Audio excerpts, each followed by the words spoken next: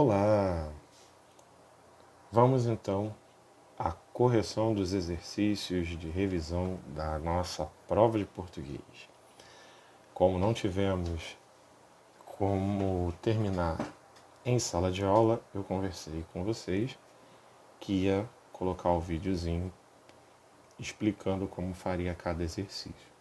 Então vamos fazer o número 1 primeiro. Leia o poema. Conselho. Na lua nova, selecione boas sementes. Plante árvores ternas, cuide de deixar as suas marcas, veja e valorize o novo. Renove a ternura da amizade e a magia da pessoa amada. O número 1, a gente vai sublinhar os adjetivos e a locução adjetiva do texto e fazer uma seta até os substantivos a que se referem. Então a gente tem aqui, na lua nova, nova é adjetivo. Boas sementes, a gente tem boas. Árvores ternas, ternas. Aqui a gente vai ter da amizade como a locução adjetiva, que eu esqueci de colocar numa turma. E pessoa amada, a gente tem amada aqui, né? Como adjetivo. Agora a setinha indicando qual substantivo.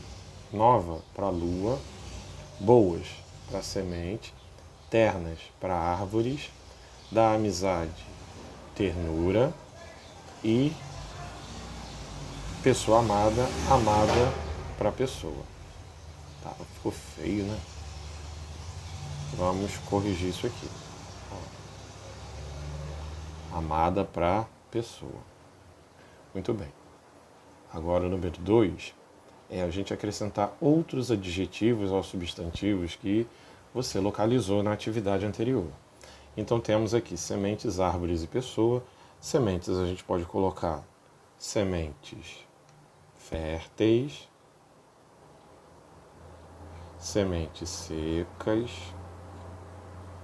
sementes novas, sementes velhas, sempre caracterizando a palavra semente, dando características ou qualidades, no caso, né? Árvores frutíferas, né? Frutíferas, árvores altas, altas, árvores grandes,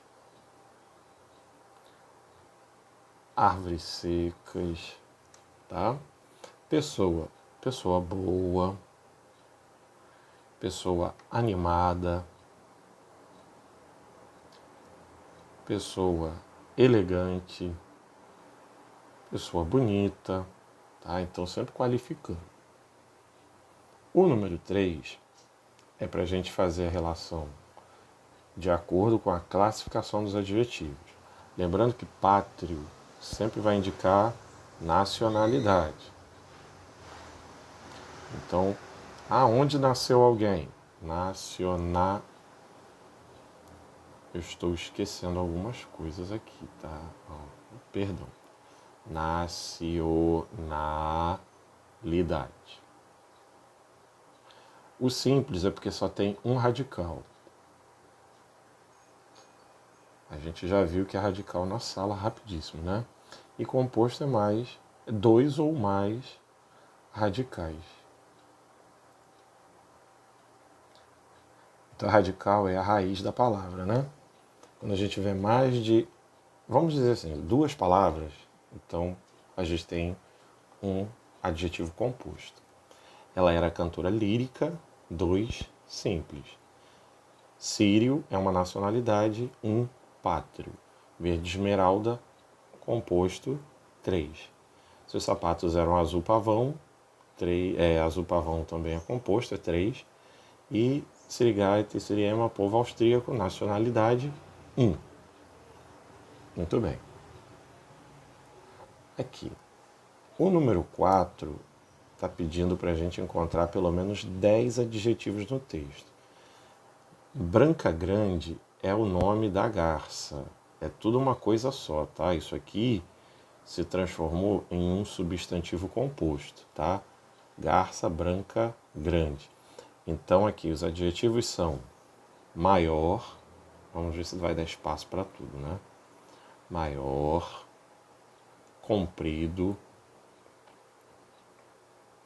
ó, todos eles caracterizam garça, tá? Aqui no caso é o bico, né, que é comprido, amarelo, ó, é característica do bico, amarelo. Pernas longas, então ali ó, longas, é característica.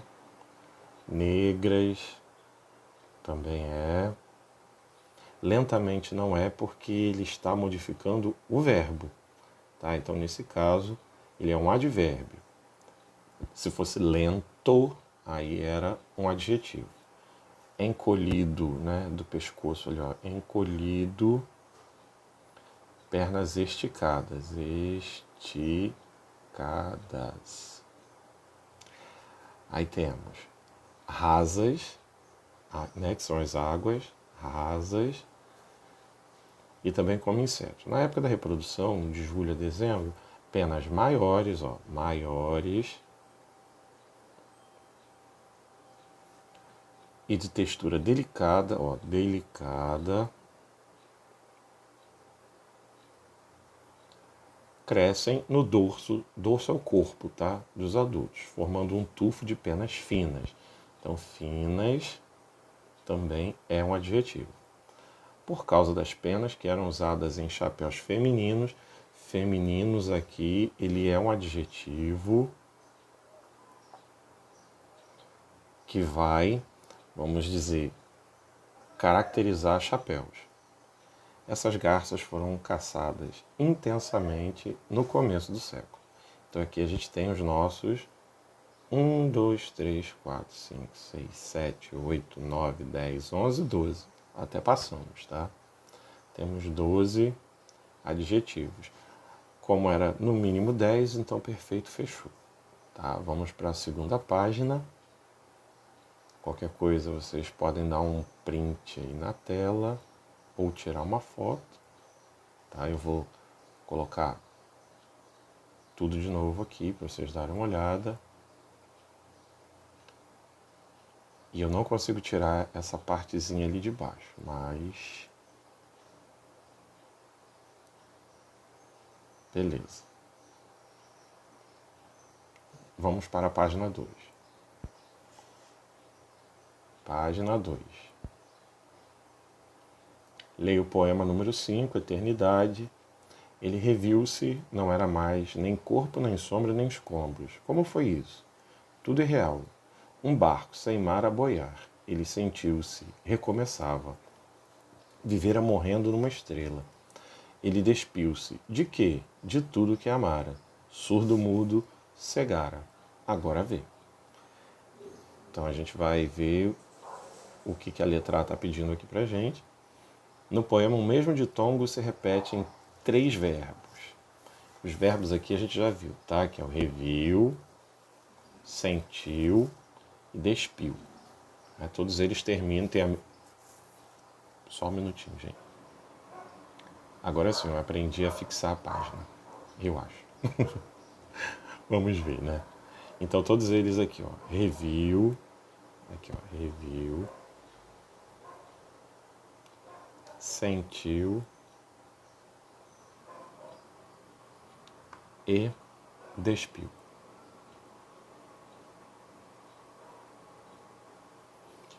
Os 3 terminam em il, tá? Então a gente já viu na aula que esses 3 ditongos, eles são chamados de ditongos decrescentes, tá? A gente tem ditongos decrescentes orais. Se fosse nasal, ele tinha aquele som do ão, on, em, tá? Como não termina com tio ali, tá? Nem mão, nem pão, nem mãe, nem ãe, né? Anão, anões, anãs, tá? Então, ele não é nasal, ele é oral. Então nós temos ditongos decrescentes orais. Identifique as demais palavras que possuem ditongo no mesmo tipo da questão anterior. Tem o foi, tem o mais, tá? Então aqui, mais, tá aqui, ó. Não era mais. E tem o foi. Vocês podem notar que eles têm o i como segundo elemento, né? Aqui o i é a semivogal, né? E aí a gente tem o o, que é a vogal. Então você tem uma vogal e uma semivogal. Isso significa que o som mais forte é a vogal e o som mais fraco é a semivogal. Aqui no mais é a mesma coisa, tá?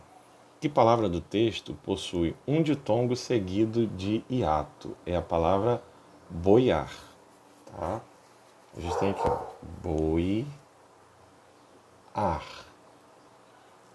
Primeiro a gente tem um ditongo aqui, ó, em oi.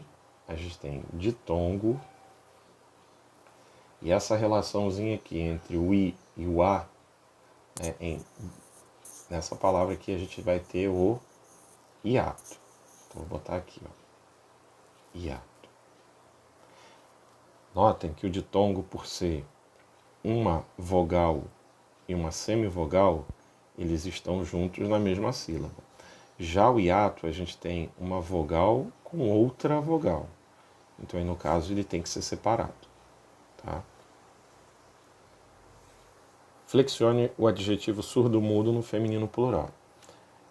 Aqui eu conversei com vocês aquela situação de que quando você tem adjetivos compostos, eles vão ter algumas regrinhas, né? Geralmente, o adjetivo composto, só o último elemento é que vai para o plural. Tá? Até dei o exemplo aí de cadernos norte-americanos. Beleza? Então, só americanos é que vai para o plural. Agora, há 3 questõezinhas aí que a gente precisa relembrar, né? A primeira é quando você tem um substantivo tipo azul-pavão, como a gente viu no outro exercício, né? Em que o segundo elemento é um substantivo, tá? A gente tem um adjetivo, tá? Formado por uma cor e um substantivo. Então, nesse caso, ele fica invariável, quer dizer, ele não muda, tá? Invariável. Ele não vai mudar, ele vai continuar sendo azul-pavão, tá bom? Então eu falo capa azul-pavão, capas azul-pavão, tá? Temos também os substantivos, os adjetivos azul marinho e azul celeste. Esses dois também não vão para o plural, tá? Eles continuam sendo a mesma coisa. Então, quando eu falo calça azul marinho, calças azul marinho, tá? Ele não vai para o plural. E o terceiro caso é com a palavra surdo-mudo, tá? Que todos os elementos vão para o feminino e vão para o plural. Então aqui a gente tem surdas, mudas, tá? Então é uma exceção. Surdas, mudas, essa palavra ela vai para o feminino e ela vai para o plural. O número 6 é colocar os sinais de pontuação nos lugarzinhos aqui. A mãe pergunta, então 2 pontos. 2 pontos, porque toda vez que a gente vai começar a fala de alguém, né? Então, para abrir para essa fala, a gente precisa dos 2 pontos. Já para indicar essa fala, é o travessão. Então, aqui, travessão. E aqui no Bom Dia, quando você quer destacar alguma palavra, a gente usa aspas. Então, são esses 3 aqui, os nomezinhos dos sinais de pontuação. Tá? No número 7, é você classificar as palavras destacadas dizendo se são adjetivos ou substantivos, tá? Então, a primeira coisa que a gente tem que ver é o seguinte: há várias pessoas doentes aqui. Doentes, ele se refere a pessoas. Se eu tenho uma palavra se referindo a um substantivo, essa palavra é um adjetivo. Ok? Beleza. O médico atendeu os doentes. Agora não tem uma palavra se referindo ao substantivo, porque doentes é um substantivo.